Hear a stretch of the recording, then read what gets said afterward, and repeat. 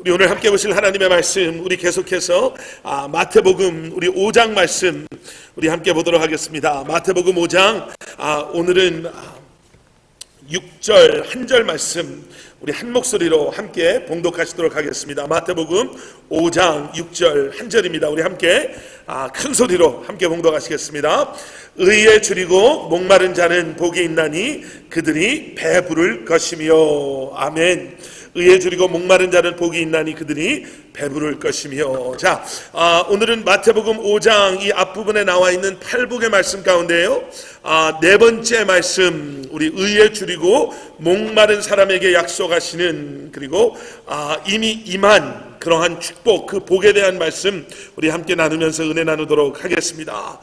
여러분, 의에 줄이고 목마르다라고 이야기하면요, 여기 계신 여러분들, 아마 여기 계신 여러분들 정도의 수준이라면 의에 줄이고 목마르다가 무엇을 의미하는지를 몰라서 힘들어 하실 분들은 저는 안 계실 거라고 생각을 합니다. 그런데 문제라고 하면 문제죠. 문제라고 하면 무엇이 문제냐면 하나님의 나라와 그 나라의 임하심 가운데 우리에게 약속하시는 지금 이 의를 향한 목마름과 이 줄인 마음을 우리는 너무 개인적인 레벨에서만 생각을 한다는 거죠. 그러니까 예를 들면 이런 거예요.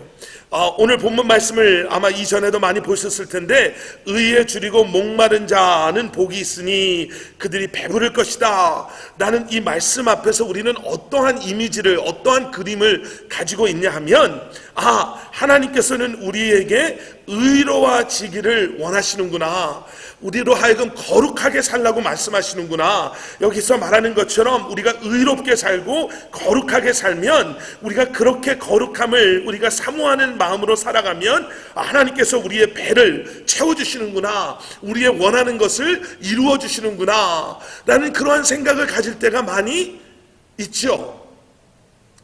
의롭게 살면 하나님이 우리의 부족한 걸 채워주시고, 우리가 이렇게 없는 것 우리에게 허락하여 주시고, 그래서 우리는 더 나아가서 어떠한 생각을 가지냐면요, 그럼 우리는 의로워져야 되겠구나, 우리는 거룩해져야 되겠구나 라는 생각 속에 하나님과 더 시간을 많이 보내야 되겠구나, 내가 예배의 자리를 빠뜨리지 않고 나가야 되겠구나, 내가 기도 더 많이 해야 되겠구나, 말씀 묵상에 더 시간을 투자해야 되겠구나, 헌신하고 봉사하는 삶을 살아야 되겠구나.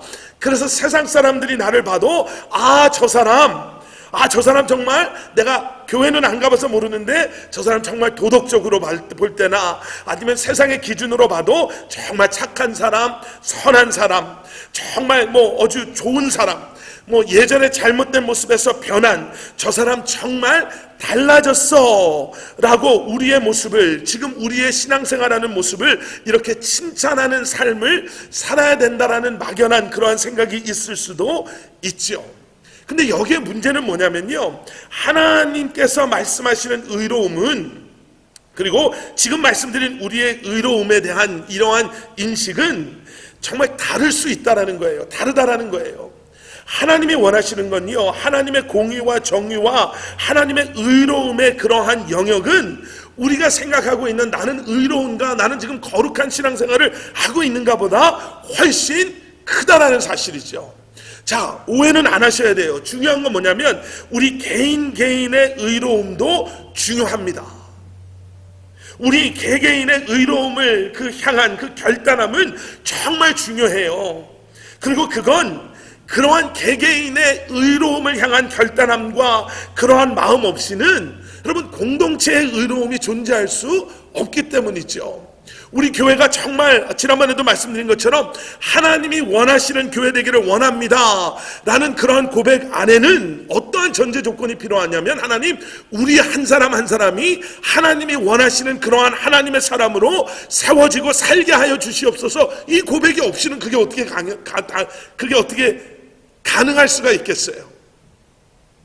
제가 오늘 일부 예배 때도 이런 말씀 드렸거든요. 왜 목사님 아이들이 그렇게 신앙생활하는 게 힘든가? 저는 그 대답을 정확하게 알고 있죠. 목사님 아들한테는요, 보여지는 모습이 두 가지인 거예요. 매일 교인들 앞에서, 유스그룹 아이들 앞에서 정답처럼 내뱉는, 우리는 이렇게 살아야 됩니다. 우린 기도해야 되고, 우리는 정말 이렇게 하나님의 뜻 가운데 살아야 됩니다. 우리는 오래 참아야 되고, 사랑은 이런 거고, 우린 용서해야 되고, 이렇게 정말 뻔지르르하게 얘기를 하는데 왜 아이들이 힘들어해요? 집에 와서 보니까 아빠는 아니거든요. 그러니 가정 안에 그러한 온전한 아픔이, 상처가 존재할 수밖에 없는 거죠. 개개인의 의로움, 여러분 절대로 오해하시면 안 돼요. 오해하시지 않아야 돼요. 오해하시면 안 돼요. 같은 말인가요? 두 개가 같은 말이잖아요. 그만큼 중요하다는 얘기를 하려고 하는 거예요. 개개인의 의로움을 향한 결심과 결단과 간절함은 너무너무 중요해요.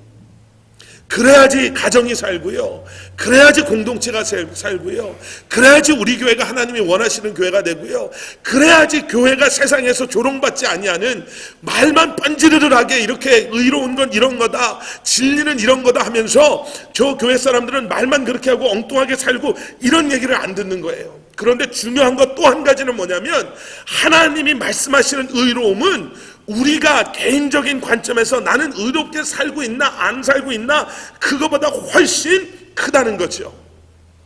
예를 하나 계속 드리는 비슷한 예인데요, 이런 거예요. 지금 미국이라는 나라가 인종차별 때문에 많이 지금 힘들어 하잖아요. 예전에는 없었나요? 있었죠. 근데 이게 이제는 표면화돼 가면서 이제는 점점 시끄럽게 되기 시작해요. 이제는 자기들의 그러한 주장 앞에서 사람들이 폭력을 행사하고요, 서로 대립하면서 얼마나 많은 사람들이 이제 좀 다치는 사람들이 나오고, 부딪히는 사건들이 일어나고, 아파하는 사람들이 일어나고, 서로가 서로를 더 미워하고 증오하고, 완전히 나라가 갈라지는 거 아닌가, 이런 얘기까지 나올 정도로 문제가 심각해져 가고 있어요. 그런데 이러한 문제 앞에서 오늘 말씀에 나오는 의에 굶주리고 목말라 하는 하나님의 나라를 소유한 우리들의 모습은 그럼 어떠해야 됩니까? 그 질문에 어떻게 대답합니까? 그 질문에 우리의 대답이, 나는 지금 옳은 자리에 서서 있어서 괜찮습니다. 나는 인종차별을 안 하는 사람입니다. 나는 하나님의 사람입니다. 나는 이런 일에 동요되지 않습니다. 나는 의롭게 살고 있으니까, 나는 정말 이런 거에 휩쓸리지 않고 있기 때문에 나는 정말 의롭게, 나에게는 정답이 있습니다. 이렇게 얘기하는 것이 나쁜 건 아니지만요, 하나님의 큰 의로움이라는 그림 안에서는 완전한 그림이 아니다라는 거예요. 아주 최소한 우리에게는 어떠한 이해가 있어야 되냐면, 지난 수백 년 동안 이 나라에서 인간의 죄로 말미암아, 악함으로 말미암아 우리 안에 깊게 뿌리 내리고 있는 이 악함, 증오함, 미움, 교만함, 상처와 그러한 고통으로부터, 피부 색깔이 다르다라는 그러한 하나 때문에 하나님의 형상으로 지음받은 우리의 오리지널한 모습을 잃어버리고, 정말 서로 상처투성으로 미워하고 아픈 가운데 있는 이 인류가, 하나님께서는요, 그런 우리를 바라보시면서 그런 우리가 그러한 고통과 아픔으로부터 자유로워지기를, 치유받기를, 그래서 하나님의 의로우심이, 하나님의 공의와 정의가 이 땅에 회복되어지기를 원하신다라는 사실을 우리는 알아야 된다는 거죠. 그리스도인의 의롭다함은 나는 너희와 다르기 때문에, 나는 너희들처럼 인종차별 안 하니까 나는 거룩하고 너희는 거룩하지 않다가 아니라, 지금 여기서 말하는 목마르는 배고픔과 같은 그러한 간절함과 정말 패셔널한 마음 속에서 우리가 품어야 되는 마음은, 우리가 이미 맛본 이 하나님의 의로움이 이제는 그들의 무지함 속에, 이제는 아직 어둠 가운데 있어서 아직 하나님의 정의와 공의를, 아직 예수 그리스도의 십자가의 은혜와 사랑을 깨달아 알지 못하고 경험하지 못한 그들이 하나님의 형상으로 지음받았음에도 불구하고 하나님의 의로움을 레프레젠트하는 그러한 삶을 살아야 됨에도 불구하고, 그들의 악함 속에 머무르며 서로를 증오하고 미워하고 서로를 아프게 하고 서로에게 상처를 주고 폭력과 그러한 교만함 속에 아직 묶여있는 그들의 삶을 바라보면서, 나는 의롭고 너는 안 의롭다의 차원이 아니라 하나님의 의로움이 내게 임해서 나를 변화시켜 주신 것처럼, 하나님의 나라가 속히 이 땅에 임함으로 말미암아 약속하신 그날을 사모하는 마음으로 하나님의 공의가 이 땅에 임하여 주시옵소서를 간절하게 목말라서 배가 고파서 정말 그 물을, 그 음식을 찾아 헤매는 그러한 간절한 마음으로 우리가 이 땅을 향해 중보하며 하나님의 의로움을 사모하는 마음으로 살아가야 된다는 거죠. 그래서 내 줄인 배를 채워주십시오가 아니라 하나님, 우리의 공허함을, 우리의 이러한 악함을, 우리의 이렇게 주름 없이 이렇게 정말 엉망으로 살아가는, 지난번에도 말씀드린 것처럼요, 죄로 인해서 뭉그러져 버린, 망쳐버린 모든 wrong 되어 있는, 잘못되어 있는 것이 하나님의 나라가 이 땅에 임함으로 말미암아 옳게 올바르게 하나님의 다스리심과 통치하심 속에 임하기를 소원하는 그 마음이 우리 안에 있어야 될 줄로 믿습니다. 예수님께서 지금 사람들 모아놓고요, 자, 이렇게 살자, 이 얘기를, 너네 요즘 신앙생활 뭐 어떻게 그렇게 하니? 너네 말씀 묵상 너 지금 잘하고 있니? 너 요즘 교회에서 안 보이더라. 너 요즘 거룩하게 살고 있니? 요즘 어떻게 살고 있니? 이거 물어보시는 게 아니라요, 하나님의 큰 우리를 향한 계획하심을 보여주세요. 하나님의 우리 교회를 향한, 하나님의 우리 한 사람 한 사람을 향한 계획하심과 비전은 너무너무 커요. 아멘 하셔야 돼요. 정말 커요. 그런데 중요한 건 뭐냐면요, 그 계획을 이해하시기 위해서는요, 나의 스토리가, 내가 가지고 있는 내 삶을 향한 계획이 그 크신 하나님의 계획 안에 들어가고 순종하고 서밋되어진다고 하잖아요. 들어감으로 말미암아 내 스토리가 완성이 되는 거예요.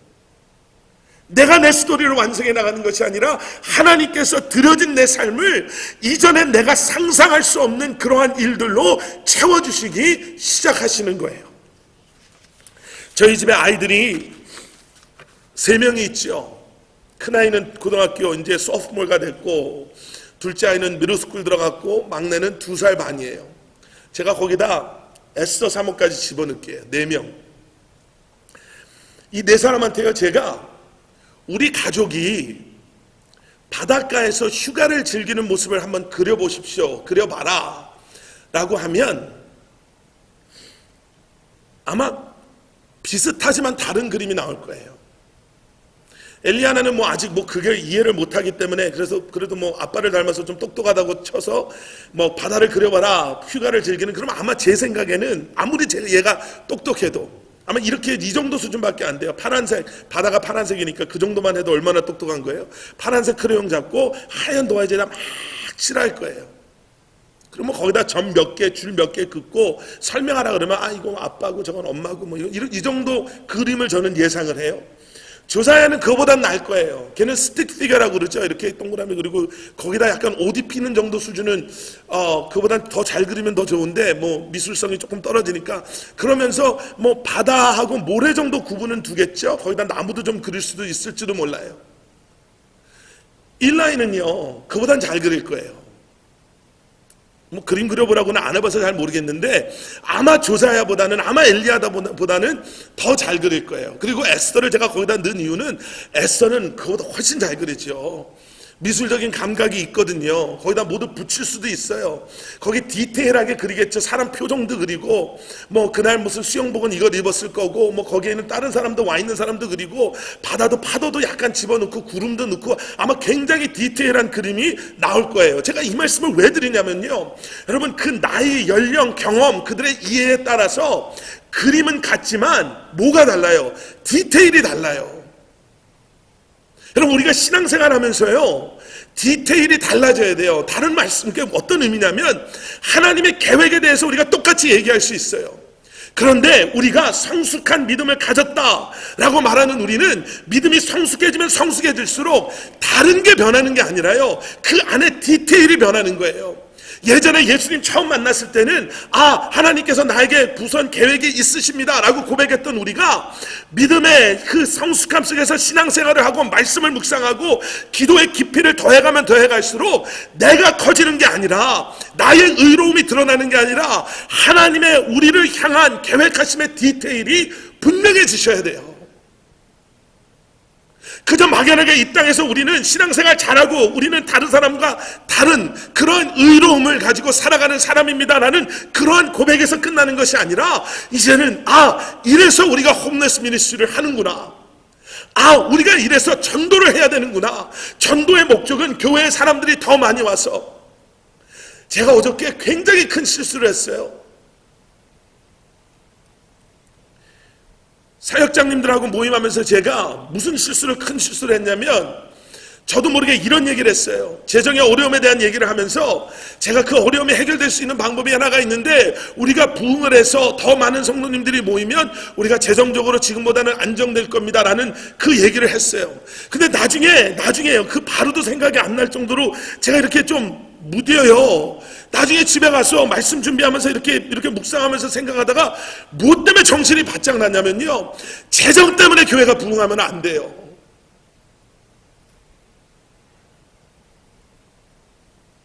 그 생각을 가지고 담임 목사가 급단 얘기를 하면 안 되는 거예요.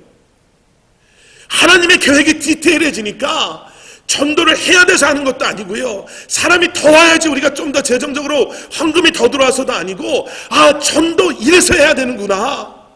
하나님의 공의가 이 땅에 임하기 위해서는 세상의 목소리가 커지고 어둠에 있는 사람들의 숫자가 늘어나는 것이 아니라 전국을 품은 하나님의 사람, 잃어버린 영혼들이 돌아와야 돼서 우리가 전도해야 되고 선교해야 되고, 그래서 우리 교회가 부흥하기를 사모하는 마음이 우리 안에 있어야 되겠구나라는 마음이 우리 안에 있어야 되는 거예요.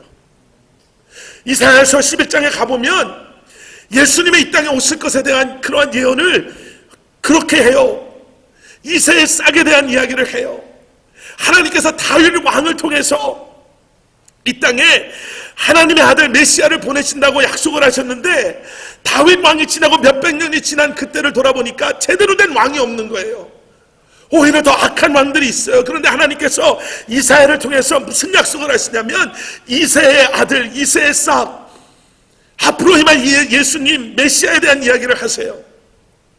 그런데 그 말씀 가운데 이사야서 11장 4절에 무슨 얘기가 나오냐면, 이 왕의 성품에 대해서 무엇이라고 얘기하냐면, 이 왕은 공의와 정의로 가난한 자를 심판하시고 이 땅을 다스릴 분이시라고 얘기를 해요.